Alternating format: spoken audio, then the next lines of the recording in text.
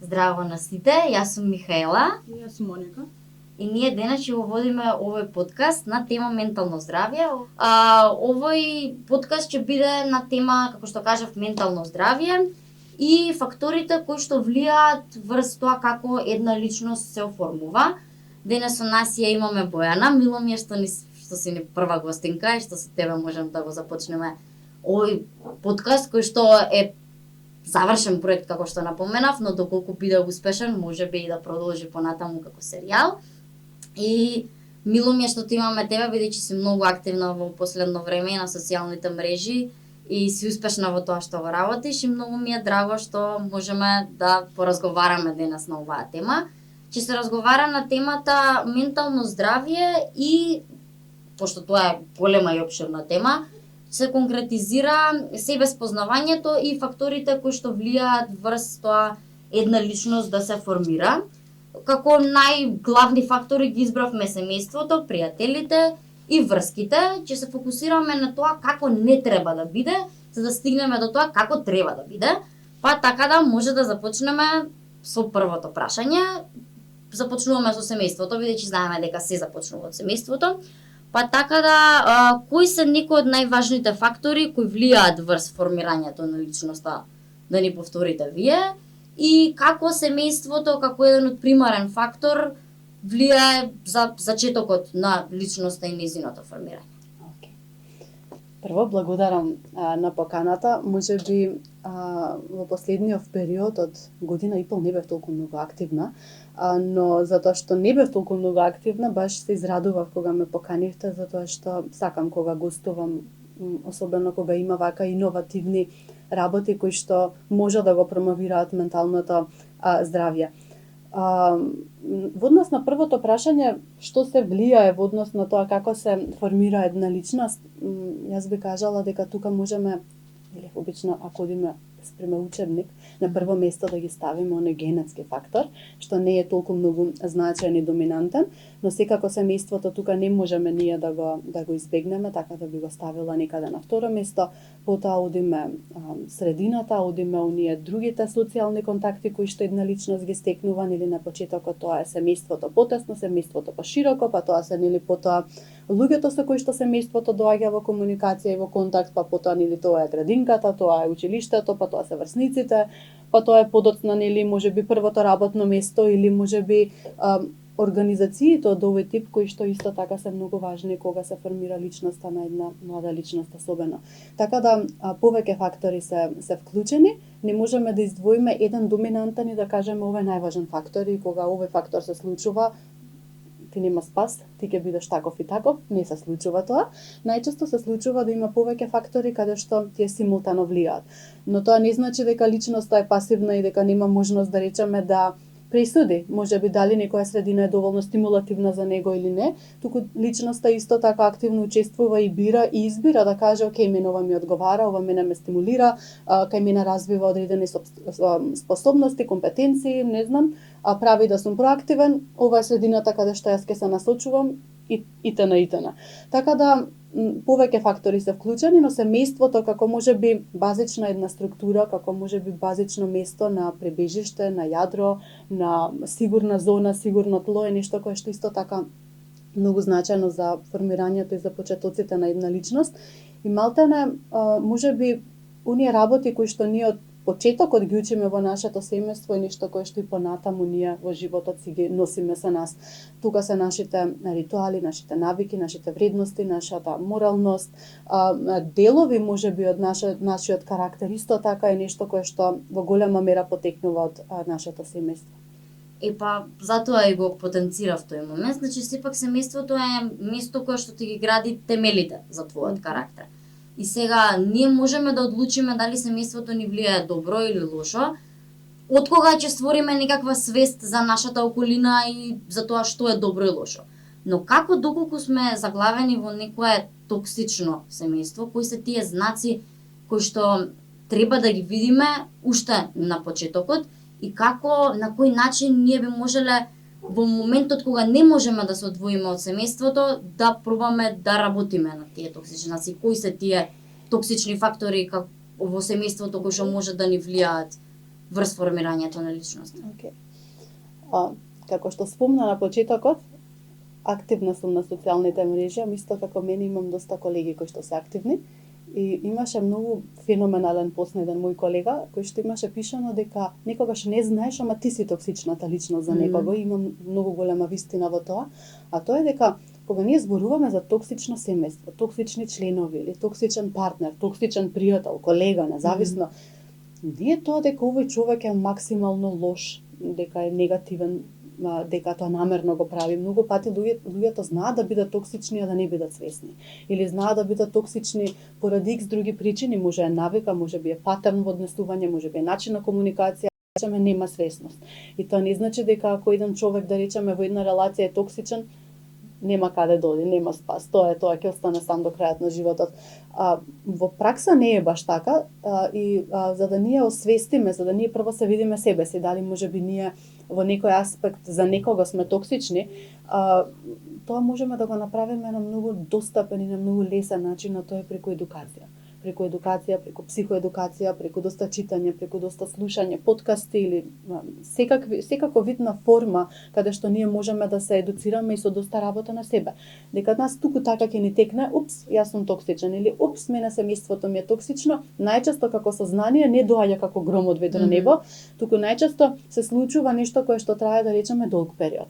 Еве, ако земеме како еден вид на, можеби, ако земеме најчест пример или најопиплив пример на токсичност, ако земеме насилство или психолошко насилство, дали е тоа во партнерска врска, во семејство или помеѓу пријатели, ние не знаеме веднаш да препознаеме и да кажеме, оп, стоп, ова е психолошко насилство и јас сега морам да излезам од ова. Не, туку најчесто тоа е период кој што е доста тежок, кој што доста е тензичен, кој што иако е токсичен, личноста не може да го препознае како токсичен, да речеме, особено кога имаме, еве пример, во семејства, форми на психолошко насилство во форма на емотивна уцена, во смисла ако ти си отидеш да студираш, еве во Скопје, мене нема да ме најдеш тука, или јас ќе умрам по тебе, или ако ти отидеш, не знам, на work and travel, јас што ќе правам без тебе, болна ќе легнам, обично од родителите знаат децата да го слушнат, или ти тука си се родил во ова куќе ќе останеш, ако си отидеш, рачунај дека веќе не припаѓаш во ова семејство, и тоа се вака можеби за некого доста груби работи, а ова реално се случува и во пракса многу често го гледам. И да речеме, ова е еден начин на токсичност, ама оваа млада личност не може веднаш да каже, чекај бре луѓе, мајка ми е токсична. Не, туку најверојатно ќе проба, ќе најде начин како да се справи, да разговара можеби. И кога ние имаме една средина која што можеби не е доволно хранлива за нас, и кога ние можеби ќе сватиме некаде дека можеби ова токсична средина за нас, ние никогаш не треба да го заборавиме оној фактор дека ова наше семејство е проширено семејство. Па јас сум видела во пракса доста тетки, вујковци, стринковци, братучеди кои што доаѓаат како бекап и помагаат на некој начин. Тука се исто така кумовите, комшиите, семејните пријатели кои што доколку детектираат дека нешто се случува, знаат да пристапат и знаат да бидат поддршка. Но од друга страна и младиот човек исто така наоѓа поддршка и на други места, тоа се другите заедници во кои што одлучува да припаѓа, како што се да речеме врсниците, волонтерството и така натаму. Алудирате на постојана дискусија и разговарање за проблемите и на тој начин едноставно да се произлезе и да се сватат кои се проблемите. Но што се случува доколку детето е емотивно занемарено во склоп на семејството и нема простор и никој не го увидува тоа токсично однесување, значи родителот не мисли дека тоа што го прави, дека таа уцена за не смееш да заминеш од мене, не смееш да ме оставиш, не ја гледа како проблем и детето нема простор како да објасни во семејството и јас се чувствувам лошо. Мене ми треба помош, можеби од психолог. Исто така во разговор со вас претходно алудиравме на тоа дека многу луѓето се уште имаат стигма кон тоа да посетат психолог, да разговараат на оваа тема. Не случајно избрана оваа тема, бидејќи многу луѓе се срамат од тоа да разговараат за своето ментално здравје и доколку најдат некоја пречка во нивниот однос да работат на тоа.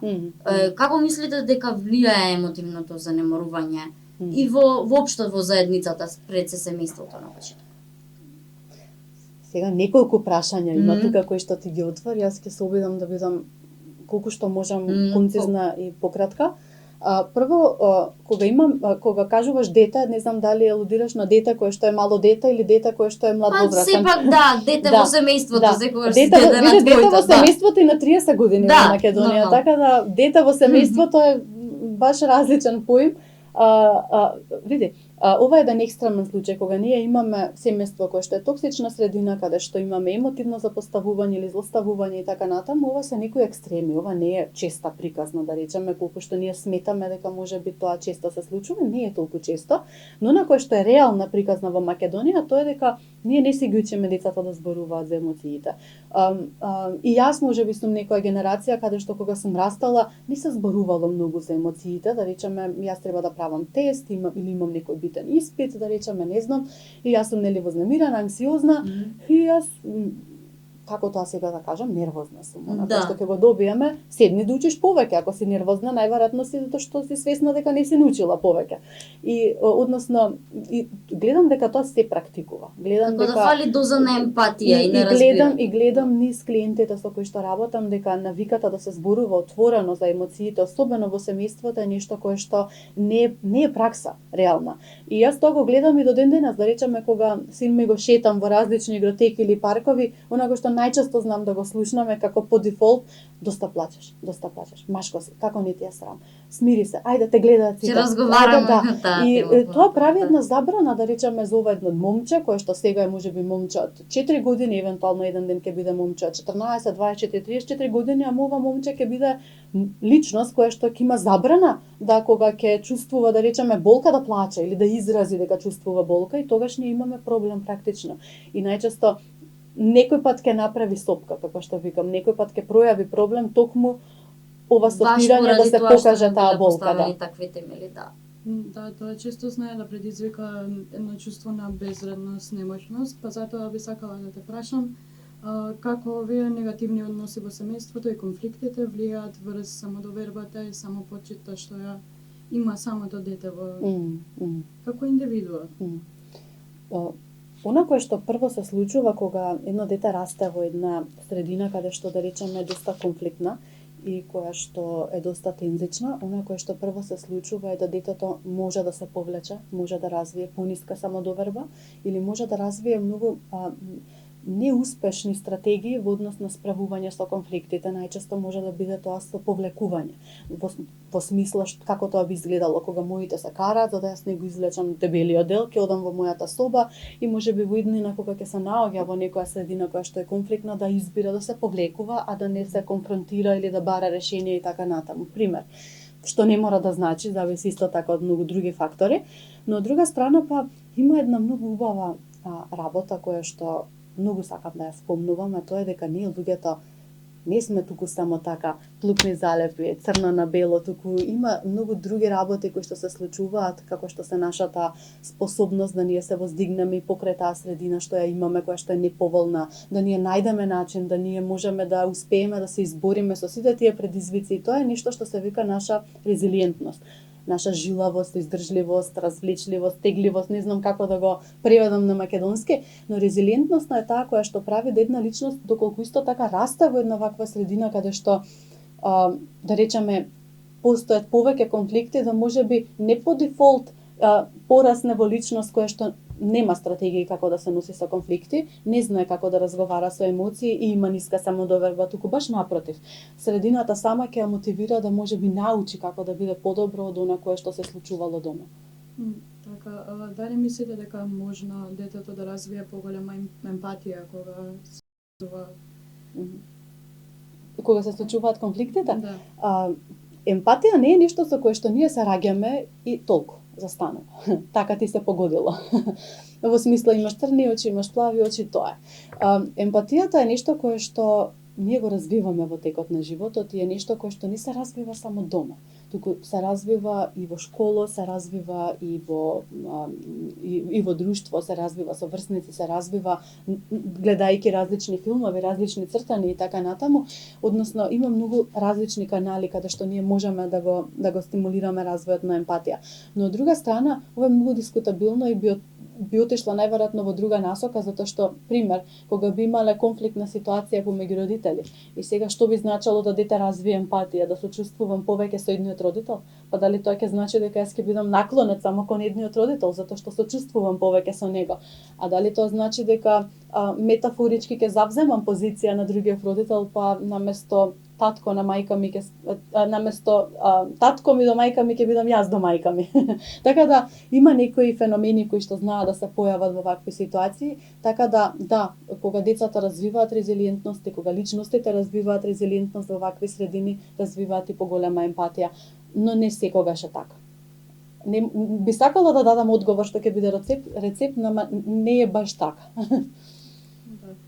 Како индивидуа, што би можеле да направиме за да ги минимизираме ефектите од токсичната средина во семејствата, пријателствата, врските? Работа на себе.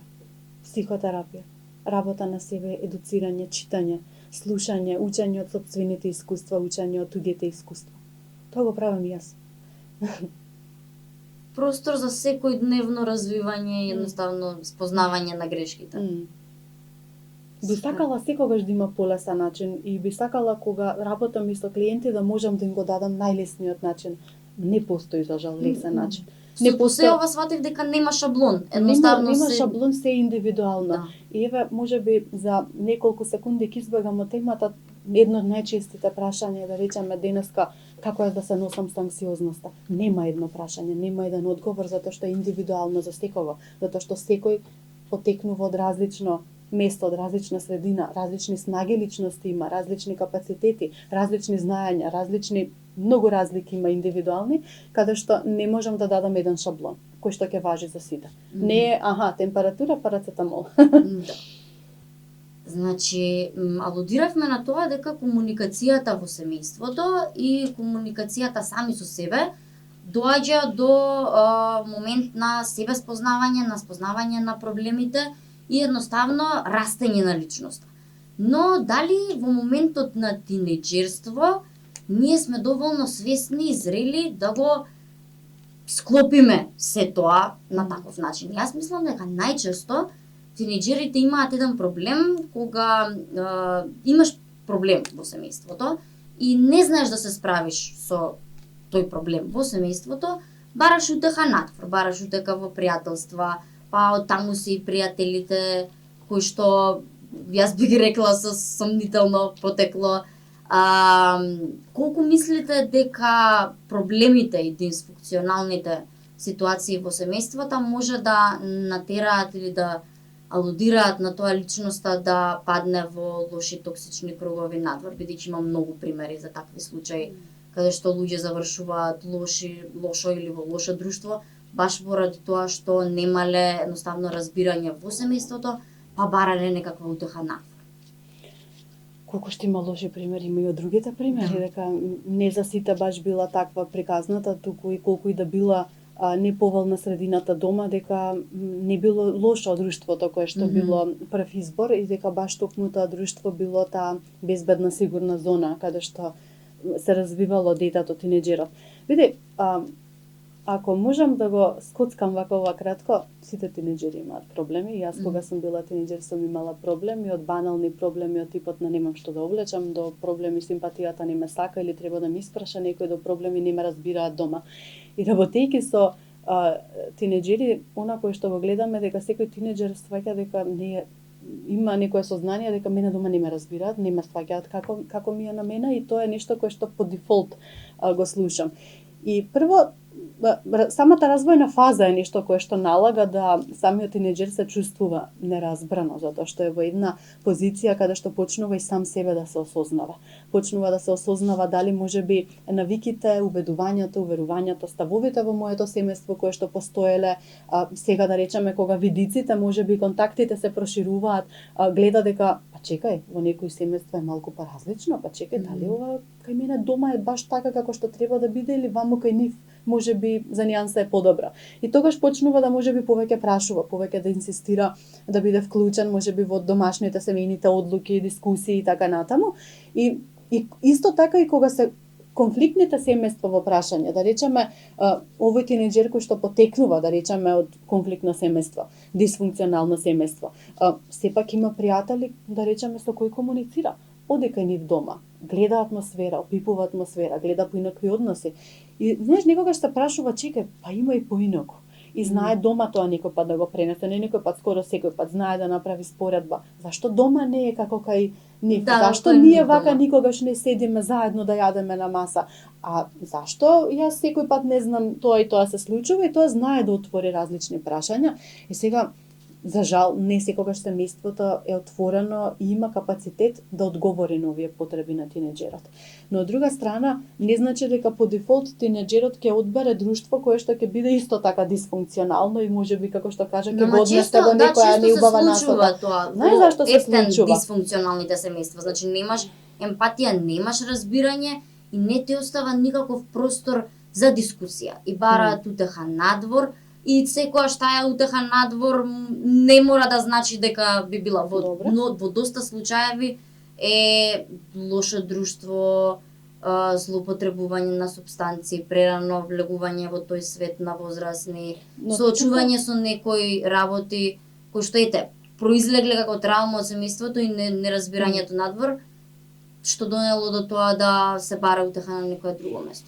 А зашто една личност ќе влезе прво во вакви однесувања? Јас би рекла, прво не треба да забораваме дека и културата моментално, културолошката рамка, особено ако ја земеме на тинеџерите, еве јас ако тргнам јас кога сум била тинеџер, многу поразлично од она кое што се случува сега со тинеџерите.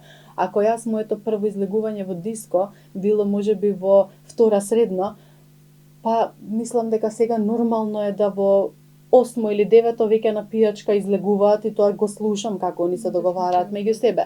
Јас живеам во близина на еден трговски центар и кога шетам навечер, јас гледам доста млади, малтене основци, каде што они се дотерани, со ташнички, нашминкани, а мене шминката ми била можеби поим само во кога јас сум била 7 или 6 оделение. Така да ако тргнам од овие мали моменти има големи разлики. А да не ја почнувам темата во однос на злоупотреба на алкохол, злоупотреба да речеме на никотин, злоупотреба на други супстанци, кога можеби јас сум била тинеџер не биле толку многу застапени, но на кое што сега го гледаме дека не за нијанса, туку и како е позастапено и можеби веќе доаѓа како една норма, како еден вид на култура. Јас кога работам со тинеџери, јас не добивам фидбек, мене ме натера или јас намерно отидов во тоа друштво. Не, туку тоа е нормално веќе да се излезе и да они конзумираат нешто, ако да речеме во моментот актуелно или модерно. Сегова знам дека лошо звучи, можеби родителите што ќе го слушаат подкастот ќе кажат ова како да не се случува, но реалната слика реалната е дека се случува. Можеби најмладата личност со која што јас имам работено, било присутно злоупотреба на алкохол, личност имаше 8 години. Каде што родителите детектираат кога гледаат дека одредени шишења се празни дома. Така да индивидуално прашање, сега не знам колку може да споделувате. Но тука не станува збор за дисфункционално семејство, тука станува збор за нешто друго во позадина, тука станува збор за притисок од средината, односно друштвото, каде што е нормално да се излезе и да некој донесе нешто. Баш тоа сакав да прашам, дали семејството имало историја со конзумација на алкохол? Така да не би сакала да ја отварам темата и да веќе влезам во можеби, ако ја прикажам реалната слика, верувам дека родителите кои што ова би го слушале не би имале желудник да го слушнат, но би сакала да можат да слушнат, од типот на дека најмладиот зависник со кој што сум работела од порнографија имал 11 години. Девојчица која што има 8 години конзумира алкохол и смета дека тоа е окей. Дете кое што има 11 години и конзумира марихуана секојдневно и веќе изостанува во училиште за да биде дома и да конзумира, тоа е веќе аларм. И таа граница некаде се намалува константно и мислам дека за ова треба да се зборува повеќе со родителите, а не ние да се запрашуваме кој е факторот што нив ги придонесе, туку ние мора да видиме што е она што се случува таму, на терен, кај што излегуваат овие млади луѓе, каде да видиме што е за нив норма, што е за нив нормално, што е модерно, а што е она кое што знаат родителите да кажат кружи некој муабет. Дај да го слушнеме кој е тој муабет кој што кружи и да видиме што е она што се случува во нивните друштва. Така да тоа е, мислам дека реалната проблематика. Сите знаат да шират одредени морали, бидејќи ние сите знаеме по шаблон како е и како треба да биде. Но всушност кога ќе се представи реалната слика за тоа што се случува надвор, баш како што кажавте вие, е тешко кој може да ствари дека на вистина некои граници се померени. Сите ние може да шириме работи кои на хартија се така, морални вредности кои на хартија се така, но во пракса работите се изменети на вистина многу. Како мислите дека овие лоши навики и употребата на сите овие средства на мала возраст може да влијаат врз целата, не знам, добробит на личноста која понатаму треба да се развива, бидејќи конзумација на такви супстанци на возраст од 8-11 години, дали твојот мозок е спремен, сепак си дете во развој, како тоа би имало влијание на тебе понатаму? Ајде вака, кога работам со, во овој случај да речеме тинеџерот и со родителите, она кое што најчесто го гледаме е префрлање на топка. Тебе друштвото ти е виновно, а од друга страна друштвото може би вика како не. Вие дома да не се случува овие работи, ние немаше да бидеме виновни, и тоа е една топка која што кружи и се префрла, или може би самиот тинеџер да ја префрла. Јас би рекла, прво фокус мора да се стави на подобрување на комуникацијата помеѓу родителите и децата, и тоа е нешто кое што мора некако да се најде начин да се случи, да биде што поефективна. Но од друга страна, последиците ние не можеме да ги генерализираме, затоа што прво треба да видиме последици од што, на која возраст, колку време, колку често и така натаму, но дефинитивно доколку се има поддршка од семејството, поддршка од средината и навремена поддршка, па и психолошка поддршка, не само на друга, сметам дека последиците би биле минимизирани, или пак личноста доколку има некоја последица би можела да се носи во текот на животот. Дека последици може да има, но не можеме да ги генерализираме, да кажеме вакви такви онакви. Не мислите дека има перманентен ефект, значи се би можело да биде? Не го кажав тоа, кажав дека не можеме да ги генерализираме последиците од сите овие, да речеме, злоупотреби на супстанции и на никотин и на алкохол и така натаму, затоа што факторите колку време, на која возраст, колку често, што е тоа што е конзумирано исто така значајно, но од друга страна самата поддршка и работата со стручни лица и како може да помогнат на оваа личност, и доколку има последици кои што се перманентни, кои што ќе траат до текот на животот, да оваа личност знае како да се носи со нив. Супер, многу ми е мило. Можеш да го земеш микрофонот и да поставиш некоја прашање. Да. Досега зборувавме за семејството и за срединските влијанија од врсниците, па би сакала да преминеме на партнерските врски. Затоа би сакала да те прашам како тоа може да влијае на очекувањата од партнерот. Многу. Многу. И мене ми е тоа една од најинтересните теми, а мене дури односите во партнерството ми е тема и на дипломска, сега ќе ми биде и на магистерскиот истражувачки труд, и тоа ми е така една голема љубов. Она што можам да кажам е дека очекувањата се менувале. Ако погледнеме на нас, зато очекувањата се менувале, да речеме, ако во минатото се очекувало, да речеме, да жената биде плодна, за да може да, не знам, да раѓа потомство, а од мажот се очекувало да биде, нели, силен, висок, издржлив, за да може да лови, за да може семејството да се прехрани или да има доволно финансии за да го обезбеди семејството, пример. Сега баш и не се такви очекувањата, можеби не е тоа примерно, но од друга страна очекувањата се многу различни. Работејќи со млади луѓе, она кое што го гледаме дека никогаш луѓето имаат навистина очекувања кои што прво може да бидат и доста нереални, а од една страна и да се реални, она кое што го гледам како нешто кое што може би потекнува како навик од семејството е да тоа очекување не се комуницира и да кај нив постои еден момент на незгодно ми е тоа да му го кажам или да го побарам, да го споделам и така натаму. Така да, јас повеќе би рекла начинот како може би ние сме гледале и сме учеле од нашите родители, може би како партнери, не само како наши родители, како тие развиваат односи, комуницираат, може би нешто да ние поприфатиме и да ние го пренесеме подоцна во односот со нашите партнери. Еве пример. Да земеме еве да речеме еден дечко кој што да речеме има навика да можеби ретко често поклонува цвеќе на партнерката, на девојката. И да речеме замисли девојката вика зошто ми поклонуваш цело време, што што е финтава или што е проблемот, дали нешто си сгрешил, па што толку не знам ми поклонуваш често цвеќе и така натаму.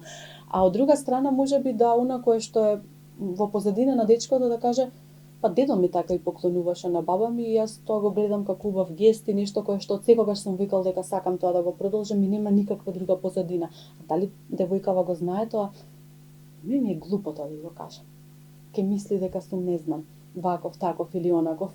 Ова е само измислена приказна која што ја споделувам, но од друга страна многу вакви приказни гледам во пракса, каде што она кое што практично знае да биде проблем е нешто кое што можеби ние си го носиме, а тоа е недоволното комуницирање или чувството на незгодно или нема да бидам сватен. Да, тоа често знае да предизвика и токсичен однос меѓу двајцата партнери. Па би сакала да те прашам кои се некои од причините за такви токсични односи? Многу брзо скокнавме во токсичност. Јас почнав со цвеќиња. Се шала. Ајде вака, баш како што кажав и на почетокот, тој пост баш онака си го памтам и си го имам зачувано, ќе ви го покажам после. Секој од нас може да биде токсичен во некоја релација, во некој аспект, во некој дел од нашиот живот. Не сме сите толку многу сите просветлени, свесни, континуирано и никогаш не можеме да се видиме себе си од другата страна и знаеме во некој момент да бидеме токсични во некоја релација. Така да јас искрено онакое што го гледам работејќи со парови е дека тие намерно не се повредуваат едни со други, тие намерно не се токсични. Јас не сум сретнала пар кој што вика или човек кој што вика сега ќе влезам во врска, овој човек мене многу ми се допаѓа, чекај сега токсичното да го извадам на маса и сега оваа врска ќе однесам во пропаст. Тоа не се случува, никој не влегува со таква намера во една релација, туку сите влегуваме со поради љубов, поради заљубеност, поради страст, поради понесеност, поради пријателство, поради нешто кое што ние сакаме да го изградиме со таа личност, но тука на сцена може да настапат оние некои дисфункционални образци во однос на комуникација, во однос на функционирање, во однос на разбирање на работите кои што можат да направат во некој момент да биде таа токсична врска. Да речеме, можеби несигурност така едниот партнер да направи да можеби се појави многу поголема љубомора, па љубомората да биде токсичниот момент во таа врска. Може да се случи да не знам, настојувањето на едниот партнер да речеме да биде подоминантен, да повеќе ги организира, менаџира работите, да одлучува и така натаму, затоа што можеби некогаш во животот научил дека мора тој тоа да го прави, нема никој друг тоа да го направи за него, но можеби во партнерската релација ќе направи проблеми, ќе направи момент на токсичност затоа што другиот ќе биде во една друга понизна втора задна улога. Така да широка е темата. Така да можеби набројав вака некои од причините, а тоа еве, може да бидат некои научени однесувања каде што многу сакам да запомниме дека не секогаш ние сме намерно токсични. Кога имаме човек кој што има да речеме можеби патологија на некоја личност, како што е психопатија, социопатија, нарцисоизам, тогаш да можеме да кажеме можеби токсичнава, не знам, негова врска или брак е поврзана некако со неговата психопатологија, ве како моја помлада колешка, можеби сте го стигнале тој предмет, но од друга страна, па и ако земеме дека овие нарушувања прво не секогаш се дијагностицирани на време, од друга страна дека па и не се толку многу чести колку што ние мислиме дека се, не можеме да ги препишеме. Така да најчесто она кое што го гледам во пракса, вака да бидам концизна, е дека тоа не се намерни ситуации каде што ние намерно сме токсични, туку најчесто станува збор за некои дисфункционални образци од некој аспект кои што ние си ги носиме со нас вака во торбиче во врските. Тука е навистина важна работата на самите себе. Дали мислите дека поважна е тој момент или комуникацијата што имаме со партнерот? И двете. И двете. Сметам дека работата на себе, ова вака кога ќе го кажам, веќе наназад неколку години ми е веќе многу смешно работа на себе. Или како што читам една моја колешка вика кога немате што да поработите, работете на себе, тога секогаш има работа. Но од друга страна, кога зборувам за работа на себе, значи да ние бидеме постојано во тек и во континуитет, за да ние можеме на време да детектираме, да препознаеме кога за нас нешто не е окей, кога за нас нешто не функционира, и тоа е работа на себе, кога ти дава момент на увид, ама за да го имаш ти тој увид, треба да имаш свесност, за да имаш свесност, треба да знаеш што е тоа? За да знаеш што е тоа, треба да се едуцираш, да се психоедуцираш и тоа е таков еден круг. И затоа работа на себе, јас многу пати кажувам, не завршува, не е нешто кое што ние го правиме на некој, не знам, summer camp, кој што трае, не знам, 3 месеци, одиме и учиме све, работиме на себе и до крајот на животот ништо не се случува, туку работа на себе трае во текот на целиот наш живот, а работата на себе може да се случува во многу различни сфери од нашиот живот, но идејата дека ние на тој начин стануваме свесни и учиме како да ги промениме работите во кои што ние не се чувствуваме удобно, гледаме дека стагнираме, гледаме дека се дисфункционални, тоа е нешто кое што неминовно ќе донесе исто така и промена во нашите не само партнерски релации, туку и пријателски, семејни и така натаму. Кога ние, да речеме, ќе забележиме кај себе дека, леле, немам јас трпение со комуникација со луѓе, сега гледам, тоа не ми е само мене дома, гледам и на работа, гледам и со партнери, кога ние ќе почнеме да работиме на нашето трпение во однос на комуникацијата со другите, тоа неминовно ќе донесе успех во сите наши блиски релации. Но од друга страна, кога работам на нешто кое што е партнерски проблем, а доаѓа да речеме само едната страна, секогаш сум отворена и повикувам да и другата страна биде вклучена доколку сака. Или малтене да биде во најмала рака информирана што е она што ние тековно го работиме. За да стигнеме до овој момент на свесност, се појавува еден феномен, би го рекла феномен, бидејќи ретко кој го има и ретко кому му е видно изразен, а тоа е емоционалната интелигенција. Што е емоционална интелигенција и колку таа помага во решавањето на конфликтите и во свесноста, ете како што кажавте вие, да седнеш, да се изанализираш и сам себе, да не влегуваш одма во дефанзива или во таа сейф зона на жртва, бидејќи најчесто луѓето го прават тоа, обично луѓето кои што немаат емоционална интелигенција секогаш мислат дека се повредени од другите, дека се на нив им се случува лошо со одредена причина и никогаш вината не ја гледаат во себе. Колку емоционалната интелигенција е клучна за тоа да се анализираме се, што е тоа и како ни помага во тоа да ги решиме конфликтите, да се анализираме сами себе. Доста прашања. Сега ми идеше она брзата тактика, само да ти кажам да. Вака. Јас, ако имам една мана, мислам една, имам повеќе секако, ама една од повеќето е да јас не памтам дефиниции, никогаш не сум ги сакала. И секогаш сум се наоѓала некој мој начин како да си ги објаснам работите и при тоа кога сакам да ги пренесам на другите. Така да дефиниција од мене нема да добиеш што е емоционална интелигенција, колку и да се потрудив по пат вака да ја запамтам, не се случува тоа кај мене. Ајде вака, многу е едноставно да се запамти. Ако до пред некој време се сметало дека ние се раѓаме само нели со наопшта интелигенција, IQ, потоа се доаѓа до сознание дека не е само IQ, тука имаме и емоционална интелигенција, имаме социјална интелигенција, имаме она сега кое што поново се случува, финансиска интелигенција, нешто што е како новитет. Но види, ако со она општа интелигенција ние се раѓаме и тоа до некаде е генетска предиспозиција, каде што нели теоријата вика, а и праксата вика дека во одредени критични години таа се развива, добива некој ек и потоа престанува да се развива. Со емоционалната интелигенција за среќа може да ние стимулираме во текот на животот и доколку да речеме ние во одреден период од животот можеби нашата емоционална интелигенција е пониска, доколку не интензивно работиме на неја, работиме на себе, да можеби има поголемо ниво. Така да тоа е добрата и среќната околност.